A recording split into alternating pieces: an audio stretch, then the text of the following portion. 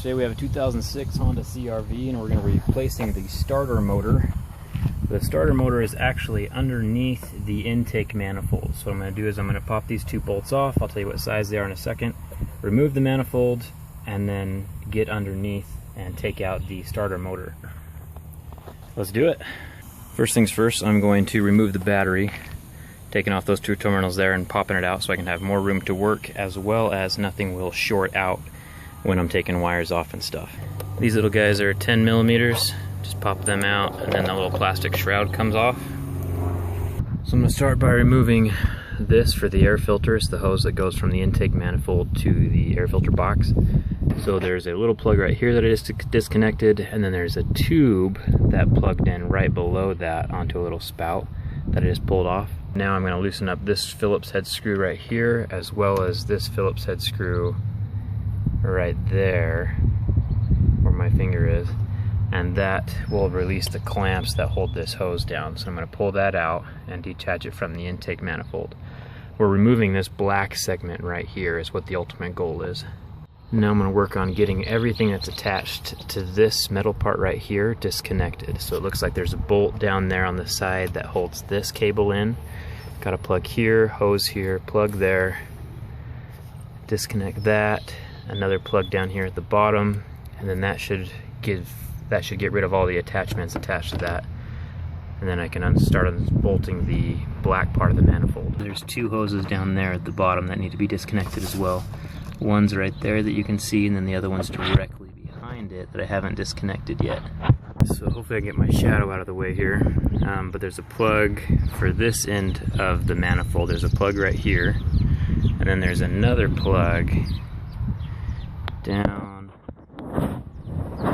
that gray thing that you can see right there. That's a plug as well that I have to take off.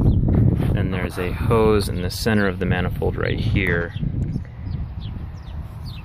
that I need to remove as well. Just pop that out. And then these bolts right here are 12 millimeters. So I'm unscrewing all of those. There's another one right back in here. Sorry about the shade. And then there's another one in the center right here. So this is the engine right there, and then deep down in underneath the manifold, there's that little green tie. I just snipped that with a pair of plastic snips because there was a cable attached to it, and that freed up that cable. And then over on this end, this was attached to that little guy right there, and then there's like two more cables that are up inside the manifold as well. Those just slide right out of little slots that they're in. I'm also going to take off this latch right here just for kicks and giggles so I can pull, I have more room to pull that manifold out when the time comes. There's not a whole lot of gap between that and the manifold. These are 10 millimeter bolts right there around the edges. There's 3 of them. And the hardest part is done. That is the intake manifold where it connects to the engine and everything. When you're disconnecting these bottom 2 hoses out the bottom, liquid will drain out of those. So what I've done is I've taken just my screwdriver bit and I just plugged up that hole so none of the liquid drains out. You want to keep as much in there as possible. Anyway, that is the starter right there. There's a couple different connections.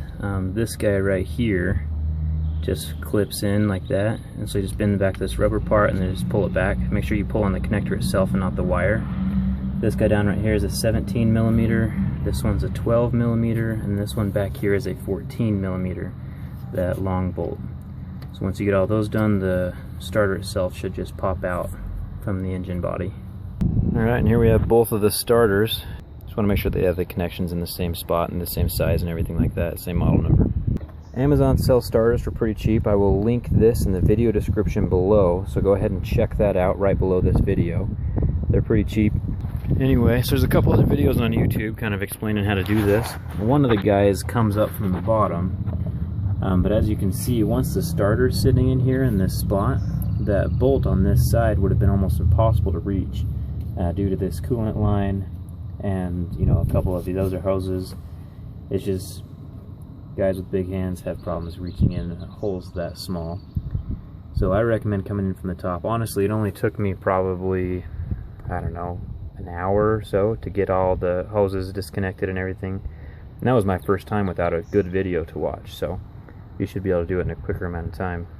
What's really nice with my method is that the only thing that came out was really the intake manifold and the starter itself. Like, I didn't have to take apart the air filter. I took apart the battery, obviously, just to give me a little bit more room to work with, and this connection right here. But there's other guys on YouTube who were taking out like weird stuff, like the radiator. Another guy took out the air filter box. Like, you don't need to touch any of that, just this manifold right here. So a relatively simple process. I would say an hour to take out, hour to put back in, 2 hours total. Not too bad. Also, something that would make your life a little bit easier. Here, the little connector on the side of the engine, this guy, or on the side of the manifold, just plugs in with a little tube right there. So if you want to put this into the manifold first and then just plug it up into the top just like that, it would make it easier because you don't have to like reach in and find the little plugs in on the side. So there on the intake manifold itself is where these two little guys plug in. So I'm going to reattach them. It's a lot easier doing it when you can see it. And that's it.